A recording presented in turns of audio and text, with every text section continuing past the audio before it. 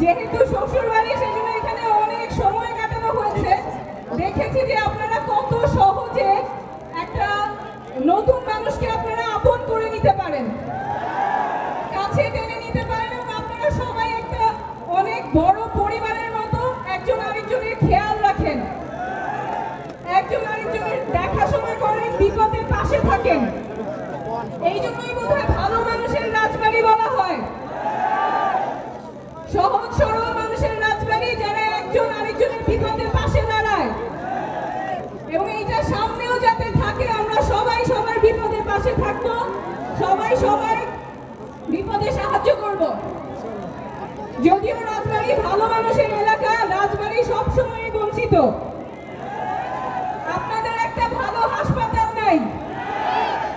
আমি আপনাদের সদর হাসপাতালে গিয়েছিলাম, সেইখানে দেখেছি রোগীদের কতখানি ভোগান্তি হয়।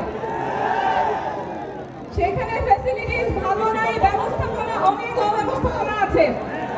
ডাক্তাররা কাজ করেন কিন্তু পর্যাপ্ত ডাক্তার নাই।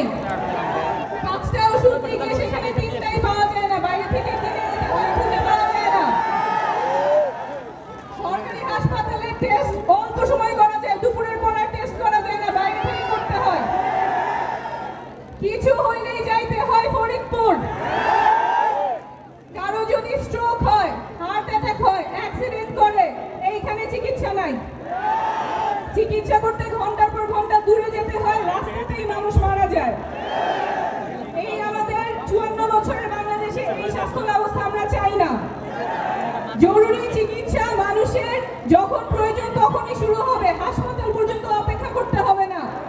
অ্যাম্বুলেন্সেই যাতে জরুরি চিকিৎসা শুরু হয়, সেই ব্যবস্থা আমাদের করা প্রয়োজন, সরকারিভাবে করা প্রয়োজন, যাতে যার যখন হার্ট অ্যাটাক হবে সে অ্যাম্বুলেন্সেই চিকিৎসা করতে করতে হাসপাতালে যাবে। সেই ব্যবস্থা আমরা চাই। স্বাস্থ্য ব্যবস্থা এমন স্বাস্থ্য ব্যবস্থা যেখানে চিকিৎসার অভাবে মানুষ মারা যাবে না, টাকার অভাবে, চিকিৎসার অভাবে মানুষ মারা যাবে না। এইখানে আমি যখন রাজবাড়িতে আসি অনেকেই চিকিৎসার এটা সেটা নিয়ে আসেন। আমার মনে আছে শিরিন আপা আসছিলেন, উনি কয়েকদিন আগেই টেস্ট করাইছেন কিন্তু কাগজটা হারায় গেছে।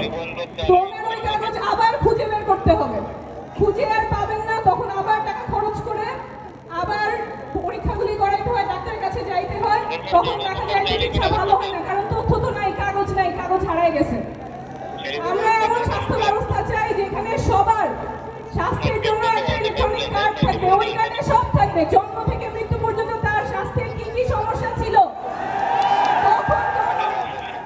কখন কোন টিকা পাইছে, কখন কোন ওষুধ পাইছে, কখন কোন পরীক্ষা হয়েছে, সব এক জায়গায় থাকবে।